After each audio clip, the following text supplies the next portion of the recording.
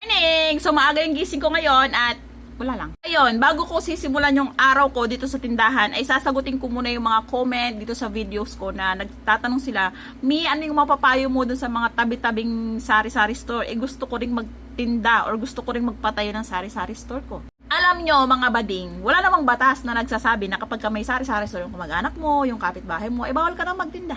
Siyempre, dahil Pilipino tayo, iniisip din natin yung nararamdaman. Kinukonsider natin yung nararamdaman ng ating mga kapitbahay, ng ating mga kamag-anak na may tindahan na siya, tapos magtitinda ka pa rin, di ba? Pero alam nyo, huwag nyo nang intindihin yun. Sa panahon ngayon, ang importante, kikita tayo. Hindi naman tayo bibigyan ng mga yan kapag wala tayong makain, pag wala tayong pambili ng kung ano-ano, di ba? So yung point ko, magtinda pa rin kayo, mag-open pa rin kayo ng sari store. Tapos, ito yung tip ko sa inyo na paano yun? Kasi tabi-tabi yung sari-sari store, makakabenta ba kami? Meron pa ba kaming magiging customer? So, bibigyan ko kayo ng mga tip para magkaroon pa kayo ng customer. Unang tip, dapat po or hanggat maaari, makumpleto ninyo yung inyong paninda. Bibigyan ko kayo ng sample Di ba sa palengke or sa mga sa bayan, di ba yung mga grocery store dyan magkakatabi? Bakit meron ba rin silang nabibenta? Bakit meron pa rin silang customer? Kasi, sample lang, kung ikaw, i-consider mo yung sarili mo na ikaw yung mamimili.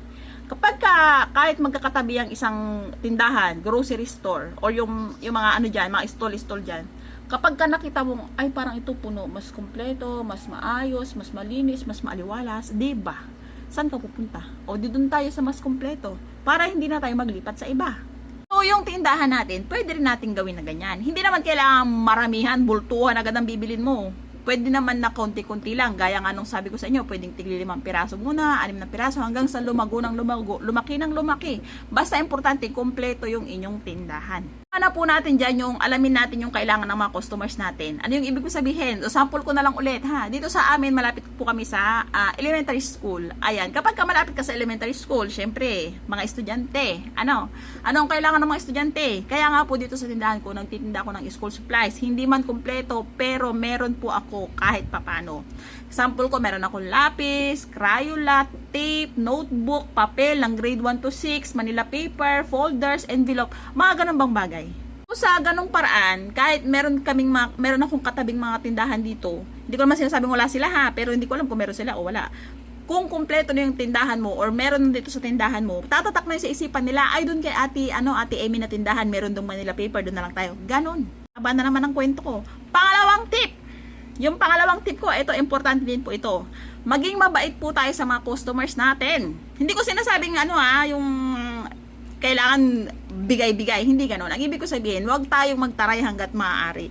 Di ba may nakwento ako sa inyo na doon sa amin sa dati, meron kaming kalapit na tindahan na kapag ka bumili ka ng piso-piso, piso-dos, ganon, kukurutin yung kamay mo.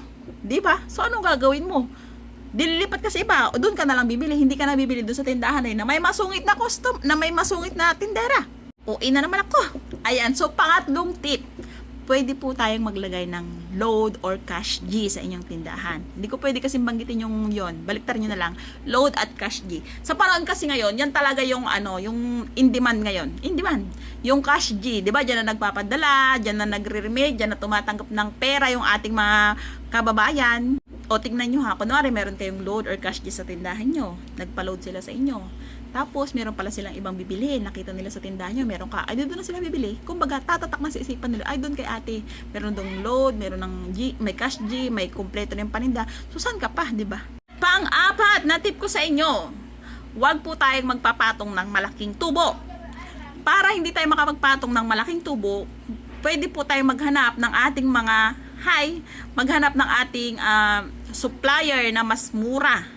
Ganyan talaga pa mag-start ka ng tindahan. Marami kang ganap, marami kang isa-survey. Survey pa tawag doon. Basta yung magtatanong-tanong ka baga kung saan yung mas mura or pupunta ka sa mga grocery stores, maghanap ka ng mga item na mas mura. Ganon, para maibenta mo ng mas mura or kaya mas maganda pag sa ahente. Kasi pag sa ahente po talaga, mas mababa yung presyo kumpara po doon sa mga supermarket. Napakadami ko na ma-explanation. So, yun po yung tip ko sa inyo. Sana po ay makatulong sa inyo, mga kasari, at mag-start na po kayo. Huwag na po kayong magpatumpik-tumpik pa. Bye!